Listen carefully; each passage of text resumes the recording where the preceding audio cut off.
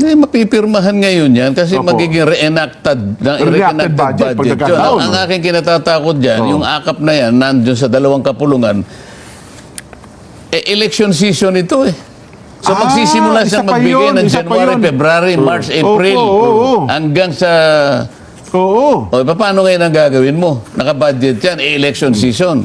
Eh di talon-talo kapag hindi ka administrasyon pala. Yun na nga. Yan nga yung sinasabi natin. Kaya ba nila inilagay lahat sa akap yan? Sapagkat nasa batas yan. Kailangan naming ibigay yan. So exempted kami sa election. Election ban. Walang electioneering dito. Sapagkat kailangan ipagkaloob sa tao yan. Kanino ba nang galing yan? At saka ang politiko pera din ng tao yan. Hindi naman pera ng kandidato ito. Tama. Kasi yung akap, yung ganyan, pwedeng magpa-picture ang politiko eh. Di ba? Pwedeng humarap. Hindi siya makakasuhan. Pero sinasabi ko nga sa inyong dalawa, ngayon ko lang nakita na lantaran na ang member ng House ang mismong nagbibigay. Hindi namin gawain yun. Walang nakasulat sa batas kasi sa Constitution na kami dapat ay umako na parang executive. Hindi yung pagpapatupad na yun ng batas eh. Bakit kami yung pupunta ron at ihatid sa ating constituents, ito po yung para sa inyo. Hindi po eh. Mali po yun eh. DSWD talagang gagawa nun eh. Mga ahensya ng Executive Department, sapat na po na nagawa namin ang batas. Pagkagawa ng batas, ang mag-i-implement po yan, yung executive, yung sanay po ng ehekutibo, nandyan po yung DSWD, at ang napakarami po niyang mga kasangkapan para po itong programang ito ay maibigay po sa tao, hindi po kami.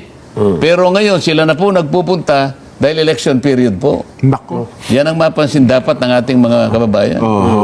Alam niyo naman ang tao kung sino yung huli nag-abot ng tulong sa kanya, yun ang natatandaan ko. Di ba? Hindi, sabihin natin, wag pong ganon. Yun sana. Kung sino po yung nag-abot na yun po yung kalimutan na ninyo. Basta tanggapin po ninyo yung pera. Sapagkat yun po ay talagang pera na para sa inyo. Dahil hindi po sa kanila yun. Yung pag-iisip natin na kaya nasa harap natin ang isang politiko at inaabutan tayo ng pera dahil sa naalala tayo, ay nagkakamali po tayo. Hindi po totoo yun. Ang totoo po ay binibili po tayo. Yan. Ngayon, kung kayo naman po ay binebenta nyo yung prinsipyo nyo, yung prinsipyo ng anak nyo at ng mga kaapu-apuhan nyo, abay, sila ang iboboto nyo. Di ba? Yun yun. Kaya kailangan nating sabihin sa kanila, unang-una, hindi po gawain po ng mga congressmen at mga senador na sila po yung pupunta sa inyo para personal na iabot. Wala pong ganon. Walang batas na ganon. Wala po. Hindi po namin tungkulin yan. Nagpupunta po sila sa inyo dahil nagpapasikat sila dahil election po sa susunod na taon. Paano kung sabihin nila kung siyempre, Jen, Nelson, kung Dante, initiative naman namin yan bilang district representative o kaya naman sectoral representative. Kami yan nag-initiate, kaya bumaba ang DSWD sa lugar namin. Mali na nga yun. Ako, okay ako ron, Kung. Okay ako ron. Yung ano? Pero ang dapat na inaabot nila ay sariling pera nila. Yung galing sa bulsa nila. Hindi yung galing sa taong bayan. Niloloko nyo ang ating mga kababayan pagka ganun eh. Dahil yung mga nasa DSWD na budget na yan, yan yung talagang dapat itulong sa taong bayan. Sasabihin nga nila, Kuya Benny, pagpunta, ito po, sarili ko pong pera ito, ha? Paano mo ngayon masasabi na binibigay mo sarili mong pera? Maniwala naman ako sa'yo. Kaya nga sinasabi natin, huwag po niyong gagawin yon para wala po tayong samaan na loob. Ngayon, pag pinilit po niyong kayong magbigay niyan, ito po sasabihin natin sa ating mga mamamayan. Kung sino pong mag-aabot sa inyo, kunin po ninyo. Sapagkat pera po yan, magagamit po ninyo. Nandyan na po yan eh. Pero kalimutan na po ninyo kung sino yung nagabot na yan. Tama. Yan po yung gagawin nyo. Wala po kayong pagkukulang. Huwag kayong matakot sa kanila. Sapagkat yan po pera talaga. Hindi po galing sa kanila. Pera nyo yan. Ganun na sabihin natin. Pera nyo yan. Ayun. Iboto po ninyo kung sino yung gusto nyo. Pero huwag nyo iboto kung sino yung nagabot sa inyo. O kung sino yung kinasangkapan nila sa kanilang pangalan. Ayan. Huwag nyo iboboto yan. Tama. Alam ni Kung talaga yung kalikaw ng bitukan ng mga loko-lokong mga politiko talaga eh. Na gagawin ng lahat, maloko lang ang ating taong bayan. Pwedeng doon lang sa opisina nila sila nag-survey. Or pwede roon sa barangay nila. Kasi di ba meron ibang survey, classroom survey. Meron pa akong nakita doon sa yung Arclight. na kung saan ay mahigit na parang 15 o 9,000 yata yung respondents. Opo. Number 1 din ako doon. Hindi ko sinasabi ito para masiyahan ako eh. Opo. Ang gusto ko lang sana, wala na munang survey. Maging Para sa ganun, parehas. Parehas. Parehas. Hindi ako nagagalit dahil wala ako sa 25. Ang ayaw ko lang, nai-influensyo ng tao eh. Parang kasi mali yung pagkakagawa, unethical, self-serving, nadadaya ang tao. Doon lang ako nagagalit. Pero hindi ako nagagalit dahil wala ako doon. Dito dapat masaya ako, dapat meron eh. Pero baka mamaya makahalo sa confusion. Ayaw ko din naman yung ganon. Tama. Kaya hanggat maaari sana, wala nang survey kung pag-uusapan. Political survey, opo. Lalo kung Siguro malapit na maganda talaga yan election, talaga no? masulatan ng Survey na lang sa mga produkto, di ba? Maglaban-laban, ano yung pinakamasarap. Opo. Kaya na pinag-uusapan natin. Pero yung ganyan ba, Kong, hindi ba pwedeng, alam mo, inisyatiba na lamang ng COMELEC na gawin nila yon? Hindi rin kasi... Hindi kaya mo ba? Hindi ba kasi pwede? lilitaw din na parang ano sila, alibaba, kung sila yung nag-survey nun. Oo. Edi parang akala mo, may pinapanigan pinatigan sila. naman. Hindi, halimbawa, sila kasi magbabawal. Halimbawa, Pagbabawal. Ipagbabawa yan, akala ko sila yung magsasurvey. di ba, halimbawa, COMELEC ang mag-utos. Basta kung ang pinag-uusapan ay may kinalaman kung ano yung preference nila tungkol sa kung sino yung gustong iboto, dapat hindi kasama doon ang survey. Para parehas, walang pinagmulan na meron siya kagad na pondo na. Opo. Tsaka isipin na ho natin yung survey, no?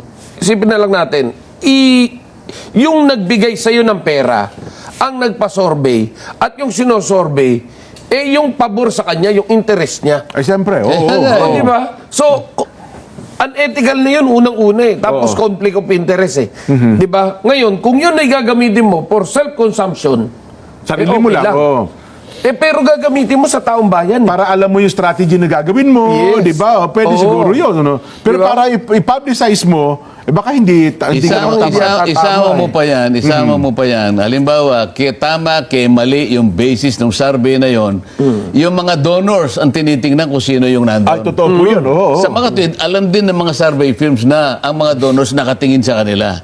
Sa mga tweet, makakagawa sila ng paraan, maaari silang mag-usap-usap, gusto mo ba kang ganito, ganyan.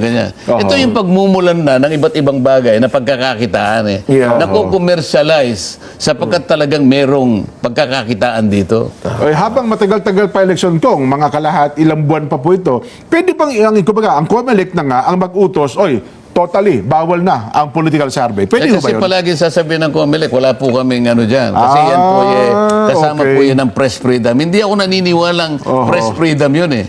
Kasi namamanipulate ito eh. Yes. Ang akin lang sana, kung po pwede yan kung meron talagang safeguard. Opo. Wala eh. Walang safeguard. Kamukha na pinakita ko sa... Paano kang magsasurvey, ikaw mismo ang nagpo-promote.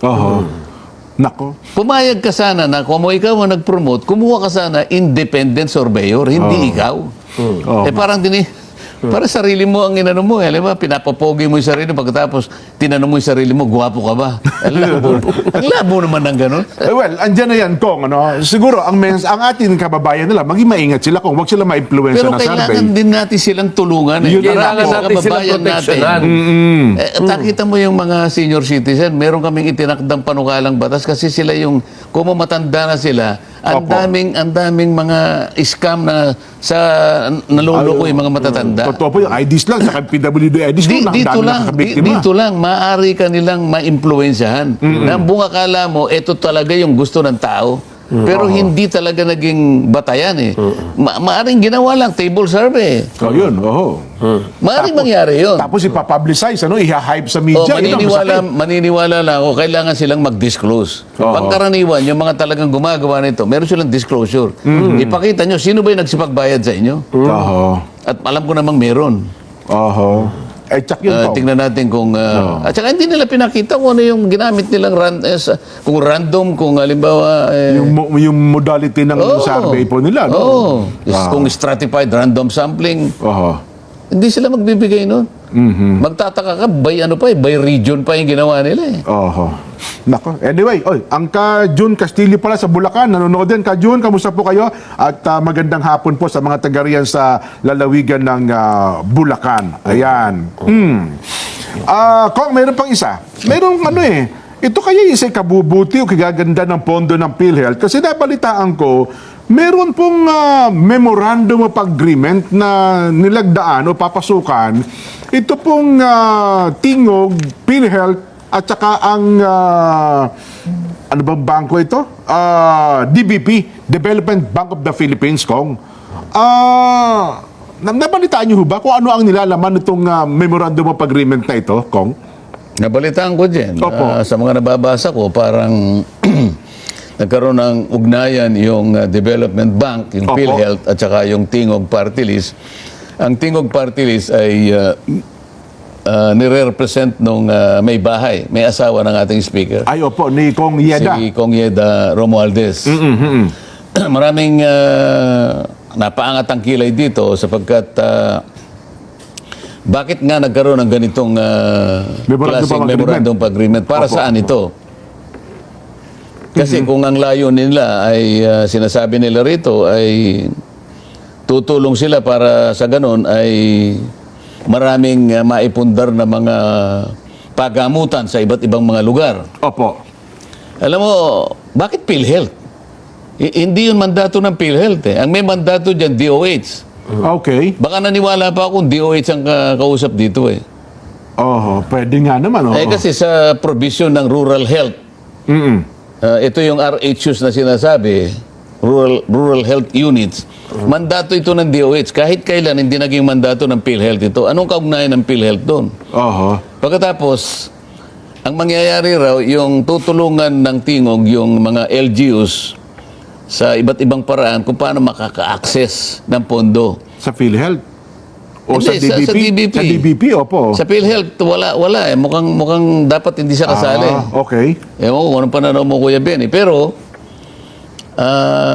ano ibig sabihin? Magagarantor ang Tingog, halimbawa?